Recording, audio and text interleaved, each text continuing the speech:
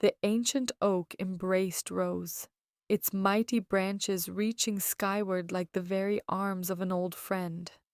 This wasn't merely a tree, it was the tree of life itself, and Rose, in her profound stillness, was its earthly manifestation.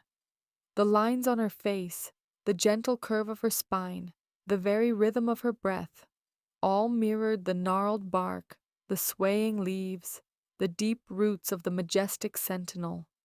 She was the tree, and the tree was her, an eternal dance of intertwined existence. In her lap, the blue book, its title, Storytelling 1111, shimmered with an ethereal light.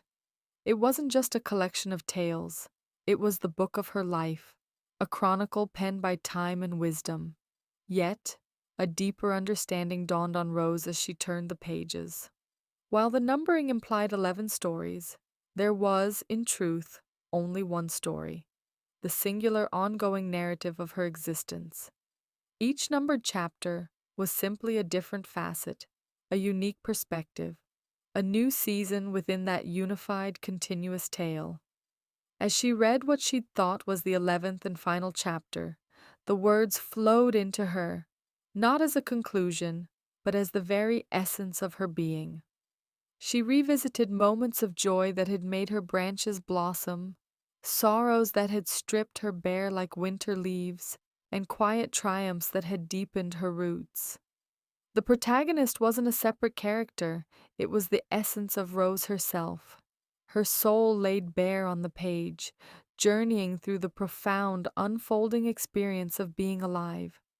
The words on the page didn't end, instead, they began to unfurl, not into a conclusion, but into new beginnings. The page seemed to stretch, subtly shifting, revealing blank spaces that gently began to fill with nascent thoughts and images. The 1111 on the cover rippled, transforming, hinting not at a completed set, but at the infinite nature of the one story being told. A profound realization washed over Rose, warm and expansive as the summer sun.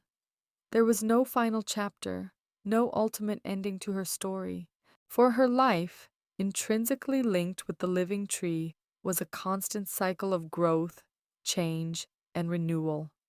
Her story wasn't a finished manuscript, but a never ending story, perpetually writing itself, flowing onward like a timeless river. She, the tree, and the blue book were not just recorders of a past, but active participants in an eternal unfolding narrative. Rose smiled, a deep, knowing peace radiating from her. With open hands and an open heart, she was ready for the next untold word, the next unwritten page, the next bloom on her ancient, ever living branches, all part of the one continuous story that was her life.